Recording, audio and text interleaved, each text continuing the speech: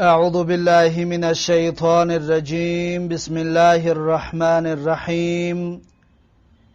الحمد لله، الصلاة والسلام على رسول الله وعلى آله وأصحابه، ثم أما بعد. السلام علیکم و رحمت الله و برکاته. برادران و خواهران و دوستداران آموزش زبان عربی، الحمدلله که ما و شما از کتاب تعلیم زبان عربی 64 درس گرفتیم و بنده حالا باشد میخواهم درس 65 را به سمع شما برادران و خواهران تقدیم و پیشنهاد بگردانم.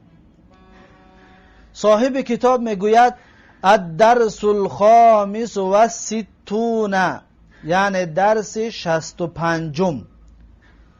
درس 65 به مثل درس‌های گذشته کلمه های نو برای حفظ کردن دارد که این کلمه ها باید حفظ کرده شوند، باید از یاد کرده شوند. پس صاحب کتاب میگوید که ضابطون یعنی حاکم، ضابط حاکم یا اداره کننده. این ضابط از کلمه ضبط یضبط گرفته شدگی است.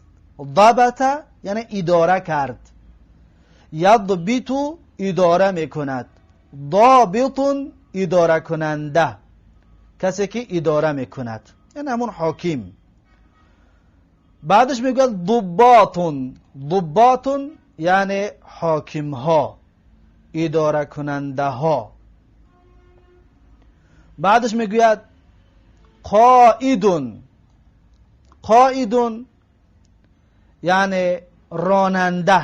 قائد راننده را میگویند و فرمانده را هم قائد میگویند. مثلا بگوید که قائد السیارتی یعنی که راننده ماشین، اما بگوید قائد الجیش یعنی فرمانده جیش، فرمانده لشکر. قائدون پس میتونیم بگیم راننده یا فرمانده. قوادون راننده ها، فرمانده ها. بعدش میگوید قائد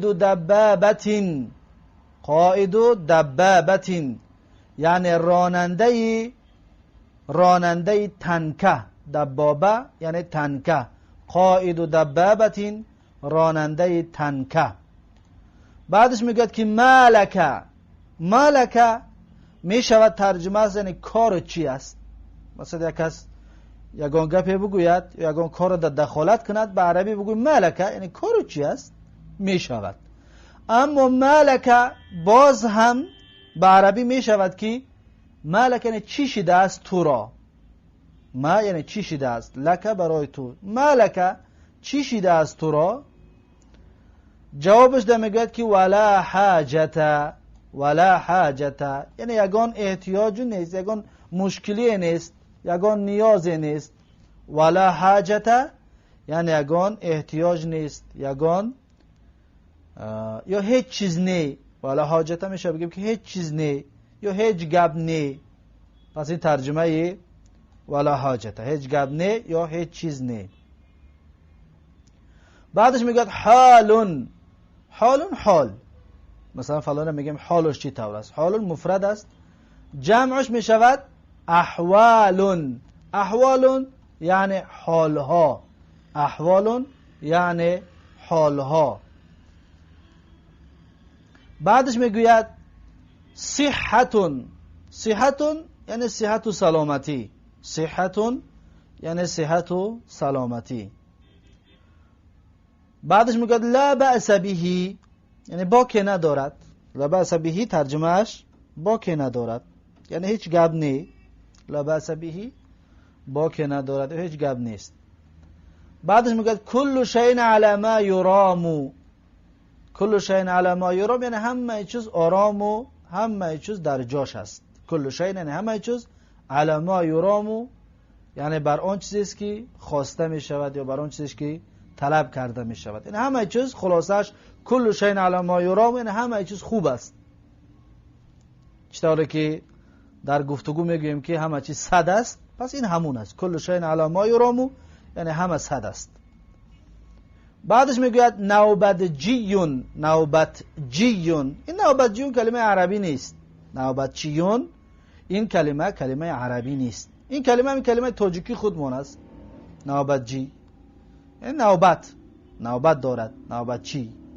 یا میگن که اصلش کلمه ترکی است. نوبتچی ترکی است. نوبتجیون یعنی که نوبتچی، کسی که حارس است یا کسی که مراقب است. پس به عربی نوبتچی را میگن که الحارسو. نوبتچی به زبان عربی، این چیزا گفتیم که عربی نیست. پس اگر که ما عربی شو بنویسیم، پس می نویسیم که الحارسو. الحارسو. الحارسو، پس این عربی است. الحارسو این چی است؟ این عربی است. یا می توانیم بنویسیم که یعنی که الحارسو هم نوبتچی به عربی الحارسو می شود. یا می توانیم بگیم که المراقبو.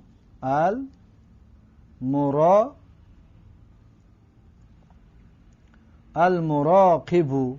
مراقبو هم همچنین به معنای نوبتچی است. المراقبو همچنین به معنای چی است؟ به معنای نوبتچی. پس این نوبتچیون کلمه عربی نیست. عربیش اگر میخواهید پس میشود الحارسو یا المراقبو. پس این عربی هست،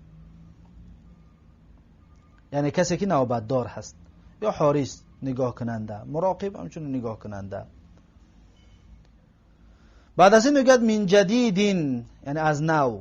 من جدیدین ترجمهش یعنی از نو.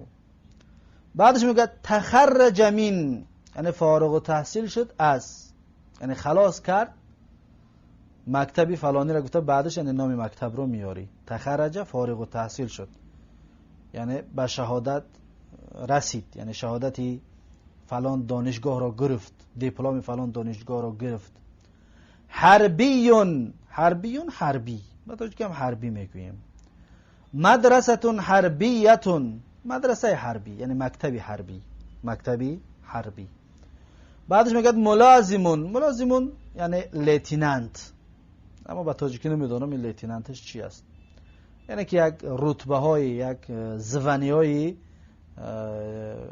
حربی هست، اما نمیدونم با تاجیکی چیش میگن. ملازمون لیتینانت. رتبتون.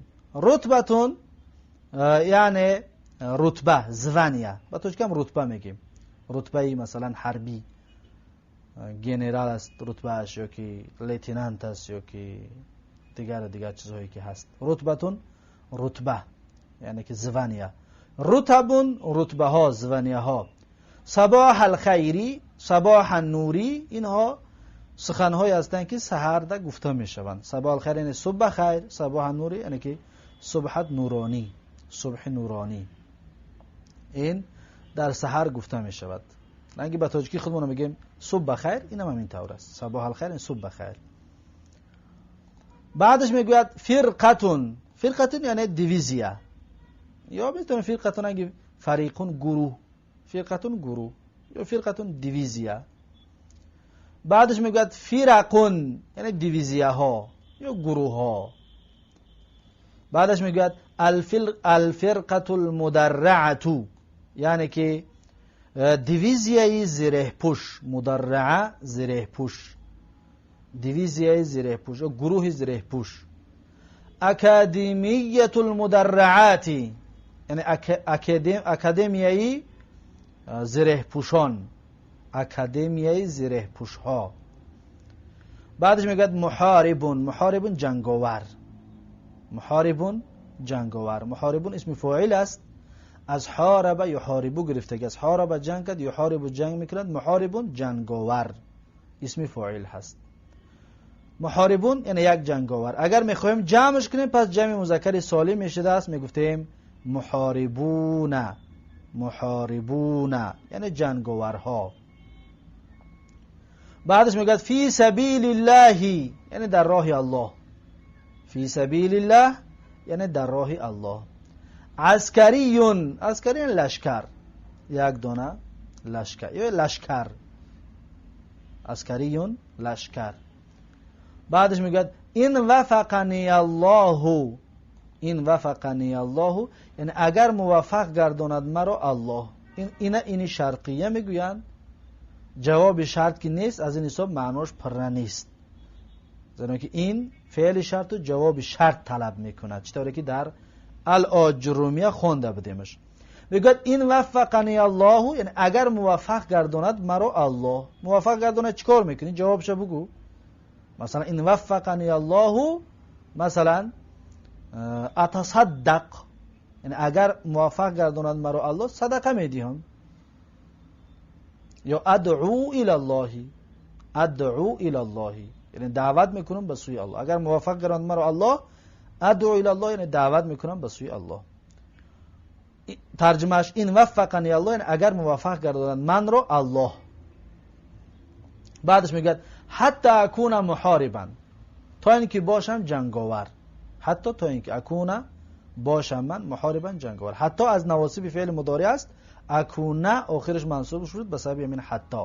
یا بعد حتی انی محذوفه هست وجوبا، همون ان این اکونه را آخرش منصوب کرد، چطوری که در کتاب الاجرومیه خونده بودیمش.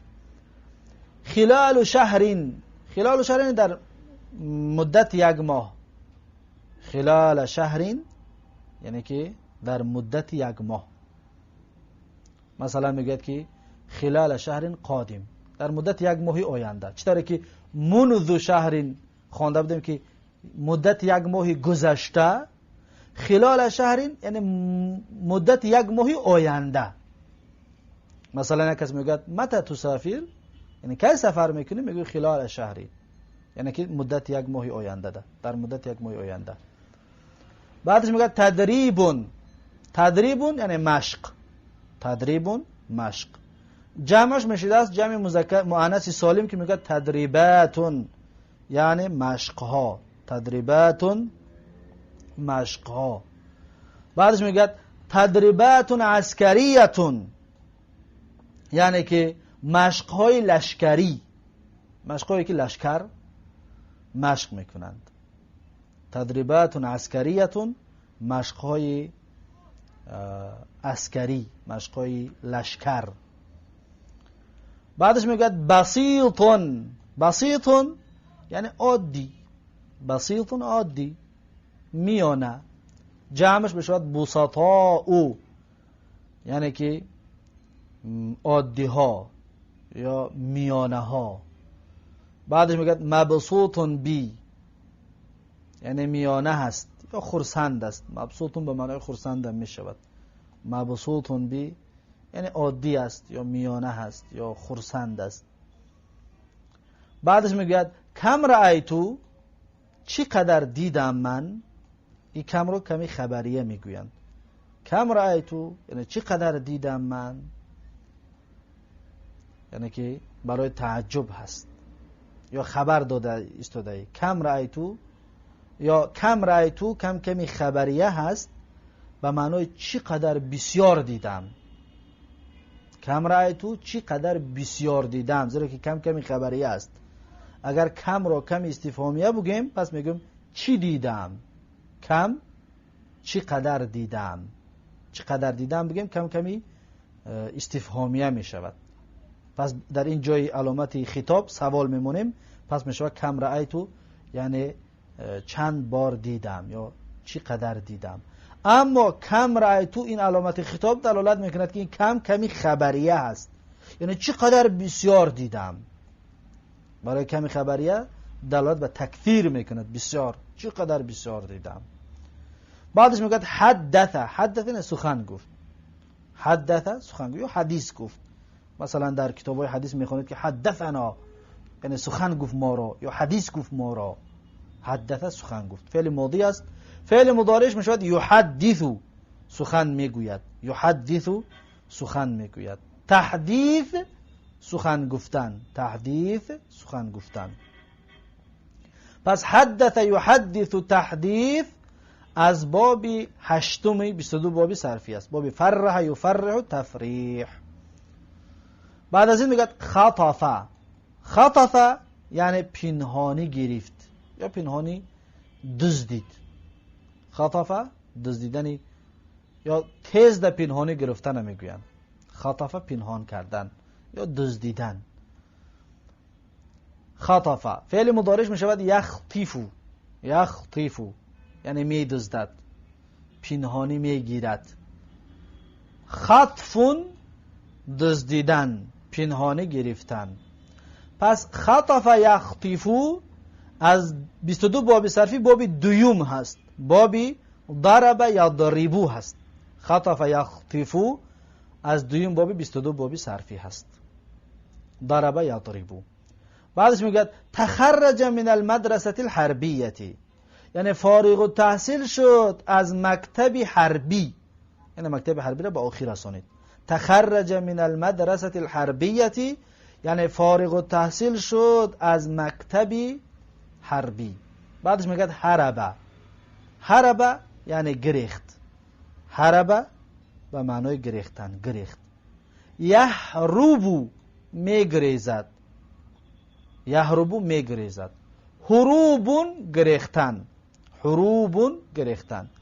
پس هرب یهربو به مثل یا از 22 باب صرفی بابی یکم هست. بابی نصر ینصرو هست. هرب به مثل نصر، یهربو به مثل ینصرو از 22 باب صرفی بابی دویم هست. پس مصدرش میشه است هروبون. هروبون یعنی گریختن. پس این از کلمه های نوی درس 65. با همین کلمه های نوی درس 65 به آخر رسید و میگذاریم به گفتگو و حوار درس 65. صاحب کتاب میگوید مالک، یعنی چی شده از تو را، چیکار کردی یا چی شده از تو را. ولا حاجت، هیچ گپ نه یا هیچ چیز. فلماذا تضحکو، پس برای چی میخندی. فلماذا پس برای چی تضحکو میخندی تو. خطف الكلب اللحم ثم هرب. خطف الكلب اللحم ثم هرب. دزدید سگ گوشت رو پس گریخت. خطف دزدید، الکلب سگ، اللحم گوشت رو، ثم هرب پس گریخت. کیف حالکم، چطور است حال شما، یعنی احوالتون چطور است. لا بأس بها، یعنی هیچ بأس نیست، هیچ گپ نه. لا بأس بها یعنی هیچ گپی نیست به حال ما، یعنی که اگر مشکلی ندارد حال ما، یعنی خوب هستیم. و کیف صحتکم انتم، و چطور است صحت شما. و کیف صحتکم انتم یعنی چطور است صحت شما، سلامتی شما چطور است. میگوید که الحمدلله، میگوید الحمدلله كل شيء على ما يرام. الحمدلله كل شيء على ما يرام یعنی الحمدلله همه چیز صد است. خلاصه ترجمه الحمدلله یعنی حمد و ثنا و شکر الله را، کل شیء همه چیز علی ما یرام در جاش است، همه چیز آرام است، همه چیز خوب است. یا الحمدلله كل شيء على ما يرام یعنی الحمدلله همه چیز صد است. بعدش میگه من کان نوبتجیا انسی. ببینید نوبتجی گفتیم که کلمه عربی نیست. پس در جای نوبتجی میتونه بنویسیم که من کان حارسا یا مراقبا. در جای نوبتجی باید حارسا بنویسیم یا مراقبا بنویسیم. من کان نوبتجیا امسی، کی بود نوبت دار دیروز. امسی درس گذشته دربارش گفتیم که اختلاف است بین لغت های عرب، اما این امس در اینجا به معنای دیروز هست، یعنی ظرف است. در اینجا یگان اختلاف این است که مبنی علی الکسر می شود. من کان نوبتجیا امسی، یا عربی قطعی اگر بگیم من کان مراقبا امسی یا من کان حارسا امسی، یعنی کی بود نوبت دار دیروز. میگه انا من یعنی من بودم نوبتچی. بعدش میگه و من النوبتجی اليوم، یا که و من الحارس اليوم، یا و من المراقب اليوم عربی قطعی. اما نوبتجی یعنی نوبت دار. و من النوبتجی، و کی از نوبت دار امروز. و من النوبتجی اليوم یعنی کی از نوبت دار امروز. میگه لا اعرفو، نمیدونم. لا اعرف یعنی نمیدونم. لماذا لا تعرف یعنی چرا نمیدونی. لماذا لا تعرف چرا نمیدونی. میگه عليك ان تعرف من كان نوبجيا قبلك و من يكون بعدك. میگه عليك یعنی لازم است برای تو ان تعرف من كان نوبجيا قبلك، این که بدانی کی بود نوبتچی پیش از تو و من يكون بعدك و کی می باشد بعد تو. عليك ان تعرف من كان حارسا قبلك و من يكون بعدك. واجب است برای تو این که بدانی یا ضرور است برای که تو بدانی کی بود نوبتدار پیش از تو و کی می باشد بعد تو. عليك ان تعرف من كان حارسا مراقبا قبلك و من يكون بعدك. بعدش میگه تعال الى اللوح اقرأ هذه الجملة من جديد. میگه تعال یعنی بیا. تعال الى اللوح بیا به نزد داسکه، داسکه‌ای که می نویسد معلم. بیا به نزد داسکه. اقرأ هذه الجملة من جديد، بخوان این جمله رو از نو، یعنی از سر نو بخونش. تعال این فعل امر است. این تعال همه وقت لامش فتحه میگیرد، در یگان جا تعالو نمیشود. این تعال همه وقت چی است؟ اگر زن رو هم بگیم میگیم تعالی، نمیگیم تعالی، لام کسره نمیکنیم. تعال بیا تو یک مرد، تعالی بیا تو یک زن، تعالیا بیاید شما دو مرد یا بیاید شما دو زن. تعالیا. پس اگر مردها را بگیم میگیم تعالو، نمیگیم تعالو، میگیم تعالو بیاید شما مردا. زنها را بگیم میگیم تعالینا بیاید شما زنها. پس این تعالی را کلمش اهمیت ده که بعضی مردم تعالی میگن زن را یا جمع را میگن تعالو. این غلط است، خطای فحش است و زبان عربی این را قبول ندارد. این تعالی لامش باید همه وقت فتحه باشد. تعالی یعنی بیا تو یک مرد الى اللوحی به نزد داسکه. اقرأ هذه الجمله بخون این جمله را من جدید از سری نو.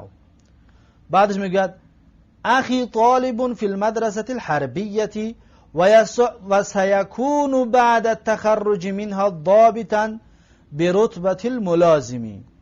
میگه که اخی یعنی برادر من طالب فی المدرسه الحربیه دانشجو است در مکتب حربی.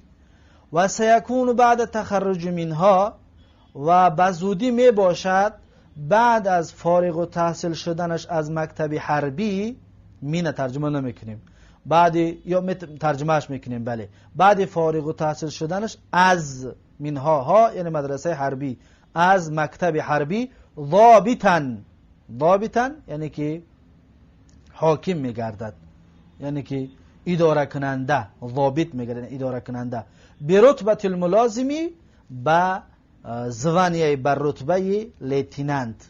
ملازم یعنی لیتینانت.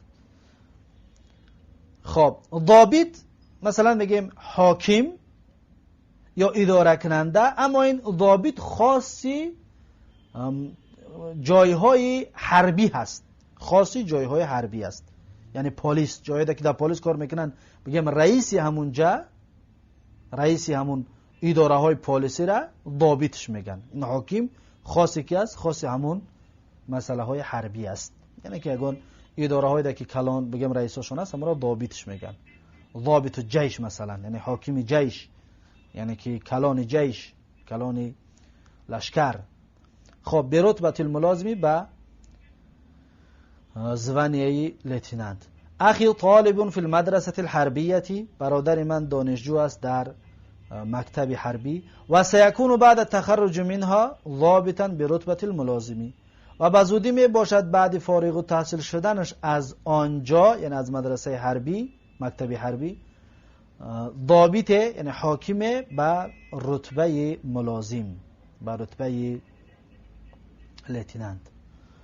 بعدش میگوید بعد دخول المعلم قام التلاميذ من مقاعدهم اكراما له وقالوا له صباح الخير فاجابهم صباح النور. میگوید که بعد دخول المعلمی یعنی بعد از در آمدن معلم، بعد دخول المعلم یعنی بعد از در آمدن معلم. قام التلاميذ من مقاعدهم اکراما له، خستند دانشجویها از جایهایشان. مقاعد جمع مقعد، از استالهایشان، از پرتهایشان، از جایهای نشستشان. اکراما له، به خاطر احترام و اکرامی معلم. و قالوا له، و گفتن برای معلم صباح الخیری، یعنی صبح خیر. فاجابهم، پس جواب داد برای اونها معلم صباح النوری، یعنی صبح نورانی. چطور گفتیم صباح الخیر و صباح النور، این برای مثل همون صبح خیر هستند. بعد دخول المعلمی، بعد در آمدن معلم. قام التلاميذ من مقاعدهم، خستند دانشجوها از جایهایشان. اکراما له، این اکراما له را در اعراب ما میگیم مفعول لاجله، یعنی قام را یعنی خستن را سببش بیان کردن. خستن دانشجویان از جایهاشون. برای چی خستن؟ اکراما له، به خاطر احترام، به خاطر حرمت، یعنی حرمت کردن معلم، از جایشون خستن. پس این مفعول لاجله است. و قالوا له، و گفتن برای معلم. اکراما له یعنی اکرام برای هو، این له برمیگرده به معلم. اکراما له یعنی اکرام برای معلم. و قالوا له، و گفتند برای وی. اینجا در الف باید داشته باشد. و قالوا، گفتند. و قالوا له، و گفتند یعنی تلامید و دانشجویان، له برای کی؟ برای معلم. صباح الخیری، صبح خیر. فاجابهم، پس جواب داد وی ها را معلم صباح النوری، یعنی که همچنین صبح خیر یا صبح نورانی. بعدش میگوید اريد دخول اکادمیة المدرعات حتى اخدم الاسلام و اكون محاربا فی سبیل الله. میگوید که اريد، میخواهم من، دخول الاکادمیة المدرعات، داخل شوم در اکادمیه های زره پوشی. حتی اخدم الاسلام، تا اینکه خدمت کنم به اسلام. و اكون محاربا فی سبیل الله، و باشم جنگاور در راه الله. و باشم جنگاور در راه الله. اريد دخول اکادمیة المدرعات، میخواهم داخل شوم در اکادمیه زره پوشان. حتی اخدم الاسلام، تا اینکه خدمت اسلام بکنم یا خدمت بکنم در اسلام. و اكون محاربا فی سبیل الله، و باشم جنگاور در راه الله. بعدش میگوید خدمت فی الفرقة المدرعة قائد دبابة و کم قمنا خلال شهر بتدریبات عسکریة. میگوید که خدمت فی الفرقة المدرعة، یعنی خدمت کردم در دیویزیه زره پوشا. در دیویزیه زره پوش میگه خدمت کردم، خدمت عسکری. قائد دبابت، یعنی میگه راننده تانکه بودم، راننده تانکه بودم. و کم قمنا خلال شهر بتدریبات عسکریة، و چقدر بسیار قمنا یعنی انجام دادیم. خلال شهر در مدت 1 ماه، بتدریبات عسکریة با مشق‌های عسکری، با مشق‌های لشکری. چقدر و کمی چی است؟ کمی خبریه هست، یعنی چقدر بسیار قمنا انجام دادیم. خلال شهرین در مدت 1 ماه. پس اینجا از عباره آوردگیش خلال شهرین مدت 1 ماهی گذشته را در نظر دارد. پیشتر گفتیم که خلال شهرین برای آینده است، منذ شهرین مدت 1 ماهی گذشته. پس میشد است چطور صاحب کتاب آورده است که 1 ماهی گذشته هم در بر میگرفته است. خلال شهرین در 1 ماهی گذشته. و کم قمنا، و چقدر انجام دادیم. قمنا یعنی انجام دادیم. خلال شهرین در مدت 1 ماه، 1 ماهی گذشته، بی تدریبات عسکریة، با مشق‌های عسکری. بعدش میگوید حدثنی عن حیاتک یا صدیقی. میگوید حدثنی عن حیاتک یا صدیقی، یعنی سخن بگو برای من از حیات خودت ای رفیقم. حدثنی یعنی سخن بگو برای من، یعنی گپ بزن برای من. عن حیاتک از حیات خودت، از زندگی خودت. یا صدیقی ای رفیق من، ای دوست من. میگوید حیاتی حیات مسلم بسیط، میگوید که حیات من حیات مسلمان عادی هست. حیات من حیات مسلمان عادی است، یعنی زندگی من زندگی یک مسلمان عادی هست. میگوید هل انت مبسوط بحیاتک، آیا تو خرسند هستی به زندگیت، به حیاتت؟ هل انت مبسوط، یعنی آیا تو خرسند هستی بحیاتک، به زندگیت، به حیاتت؟ میگوید نعم، بله، آره. انا مبسوط بحیاتی اشکر الله، میگوید که من خرسند هستم با حیاتم. انا مبسوط بحیاتی، یعنی با همین حیات و زندگی و همین حالی که دارم مبسوط هستم، یعنی خرسند هستم. اشکر الله، یعنی شکر میگم الله را. اشکر یعنی شکر میگویم من الله جل جلاله را برای این حیاتی که برایم داده است. انا مبسوط بحیاتی، من خوشحال هستم، خرسند هستم، راضی هستم. مبسوط میشد همین ترجمه را بکنیم. خرسند هستم، راضی هستم، خوشحال هستم با حیاتم، با زندگیم. اشکر الله، شکر میگویم الله را، سپاس میگویم الله را و حمد و ثنا میگویم الله را. پس این هست درس 65 و حوار درس 65. با همین درس 65 به آخر رسید. تا درس آینده یک و یک شما را به الله تبارک و تعالی میسپارم. هر کجایی که باشید سلامت و موفق و مؤید باشید. السلام علیکم و رحمت الله و برکاته.